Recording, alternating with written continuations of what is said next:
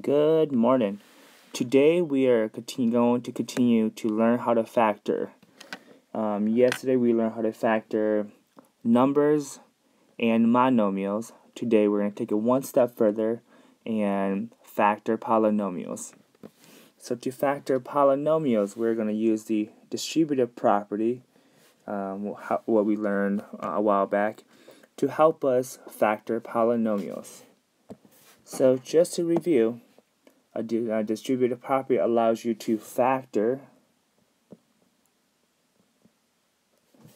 out the GCF, or the greatest common factor, of the terms in a polynomial to write a factor form of the polynomial. So for example, if you have this equation where you have A multiplied by B plus A multiplied by C. As you can see, we both on these two terms, in this polynomial, we have two A values in there. So that means we can take that A value out, or use the distributive property to take it out, and that will equal to A times B plus C. And if you're confused on this right here, we'll see how it plays out in an actual example later, and it probably will make more sense. But moving on, a polynomial is completely factored out when it is written as a product of monomials and polynomials that can't be factored further. So after, when you're done factoring, and if it cannot be factored, or the numbers or the variables has no other factors, then your polynomial is completely factored. But at the end, if you still see that you can still factor a few things out, then it is not completely factored. Our goal is to completely factor a polynomial. So for example, a polynomial that is not completely factored is 2 times 4x squared plus 7x. As you can see, the 4x squared has an x term, and the 7x has an x term. So they both share this factor of x, which we could have taken it out. And I'll show you how to do that in the next few examples. Let's look at an example that is completely factored. So 2x times 4x plus 7. So as you can see here, the terms in the inside has no other factors in common. So this right here, this example here, is completely factored. And again, if it's confusing, come back after the 4 example and take a look at these two examples and see if it makes sense why this one to the left is not completely factored and why this one to the right is completely factored.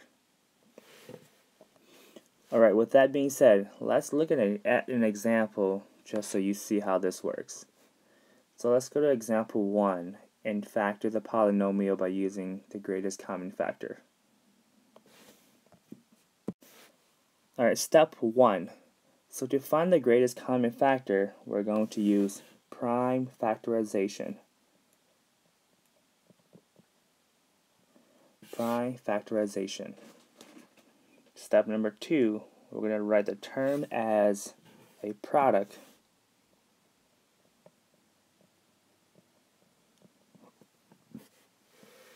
Step number 3, we're going to use a distributive property to factor out the GCF.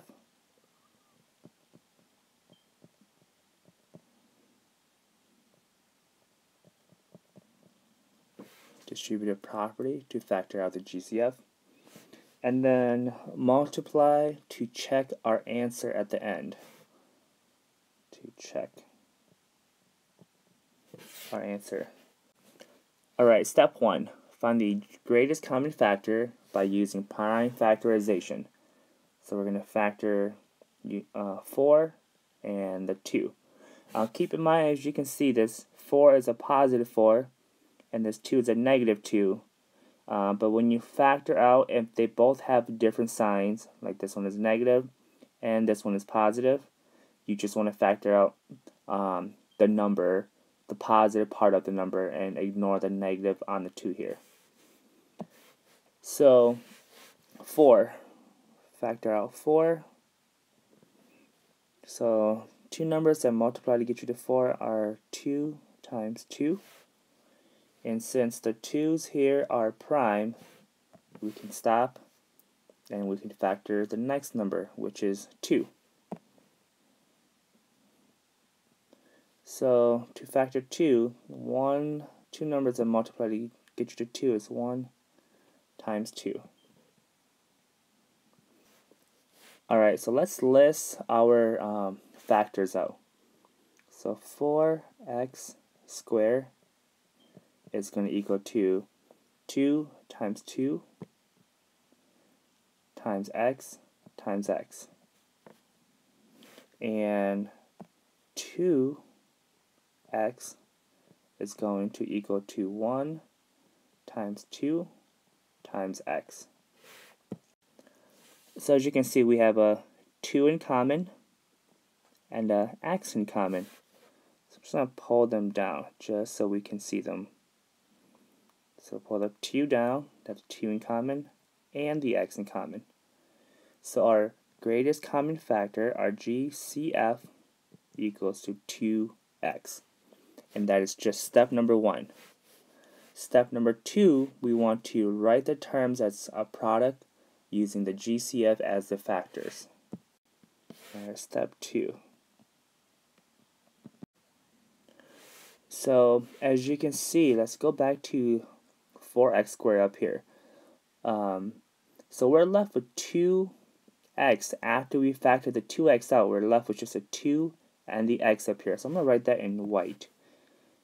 2x.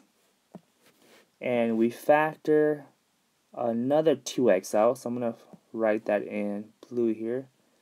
2x. Alright, after we did 4x squared, we're going to subtract 2x. So let's refer back to this 2x down here. Since we factor the 2x out, we're only left with 1. So we are going to subtract 1, I'll write that in red, times the 2x that we factor out. So that was step number 2. All we did was write this polynomial as a product of whatever we factor out. In this case, we factor out the 2x because 2x was our greatest common factor. Alright, step number 3. We're going to use a distributive property to factor out the GCF. So as you can see, these two factors has a 2x in common. So we're going to pull this one out and pull this 2x out. So it's going to look like 2x parentheses times, we're left with this 2x on the left here in white, minus this 1. And when you get to this step right here, 2x times 2x minus 1, this is a completely factor version of our example on top here. Alright, step number 4. We're going to multiply to check our answers. So we're going to multiply this 2x, or this is our greatest common factor, back into our two terms inside the parentheses to double check if we get back to our original term up here. So step 4. So if we do 2x times 2x, that would give us 4x squared. And if we do 2x times 1, will give us 2x. So as you can see, 4x squared minus 2x is the same thing as what we have on top as our original example. So that checks. This is what we want to come out. Alright, so I encourage you to pause the video and try example 2, and then come back and check with my work and see if you got the same thing. Alright, so I hope you gave that a shot. So we're going to factor -3 and -4. So as you can see, these two terms both have negatives in them. So for right now, we're just going to factor a 3 and a 4, and we're going to ignore the negative for a second. And we'll come back towards the end and factor them out as well too. But for right now, let's just factor just the 3 and just the 12. So 3, we'll multiply that by 3 times 1. And 12, two numbers that multiply to get to 12 is 4 times 3. Since 4 is not a prime number, I'm going to break that down into 2 times 2. Alright, so let's list the factors out on the right here. So -3x squared, we say that equals to 1 times 3 times x times x times x. And -12x, we said that was 2 times 2 times 3 times x. So the pair that they have in common are the 3 and the x. So we'll bring them down. So our greatest common factor, our GCF, for -3x squared, 3x cubed, and 12x is 3x. So notice I told you that they both have a negative, so I'm just going to take that negative out as well too, since they both have it. So instead of it being 3x, it's going to be a -3x, since they both have negatives. Alright, step number 2.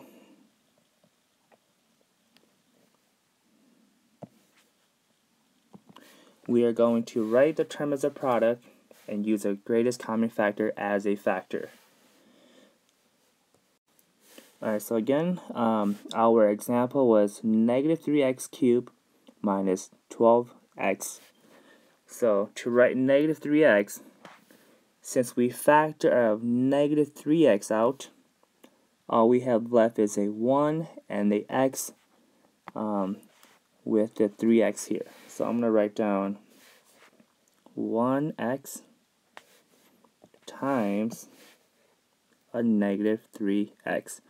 And the -3x here came from the factor that we took out from the greatest common factor that we took out from both of the terms.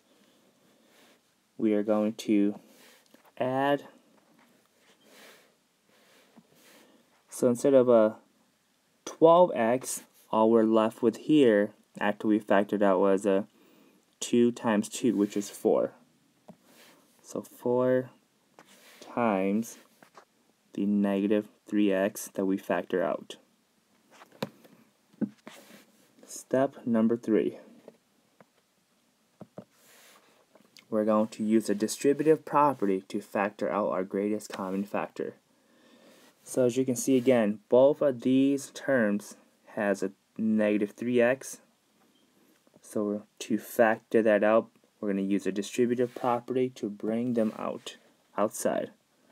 -3x times 1x plus 4. And in the future, if you don't want to write the 1 from the x, you don't have to. Most math teacher wouldn't. I'm just writing here just so you can refer back that we got that from this right here. So when you get to step number 3, -3x multiplied by the quantity 1x plus 4 will be your completely factor form of negative 3x cubed minus 12x. So the last step, step number 4. And let's double check if we did our work correctly by distributing the negative 3 back into both of these two terms inside the parentheses. So negative 3x times 1 is still, so let's just back up one step. I made a mistake here. So this term here, 1x, I made a mistake. We're left with a 1 with a 3, 1 here, an x here, and I forgot the x in the back here. So we actually have 2x squared instead of an x here. So I'm going to fix that really quick. So 2x, 1 times 2, 1 times x squared. So the negative 3 times 1x squared will give us a negative 3x cubed plus negative 3x times 4 would be a negative 12x. And as you can see, our when we use the distributive property to distribute our greatest common factor back into our term, get the same thing as our original term up here. Alright, so it looks like I kind of went over time. I'm at 16 minutes right now, so let me stop the video here and have you come back for part 2, and we will do example 3 and 4 in part 2. Alright, see you in part 2.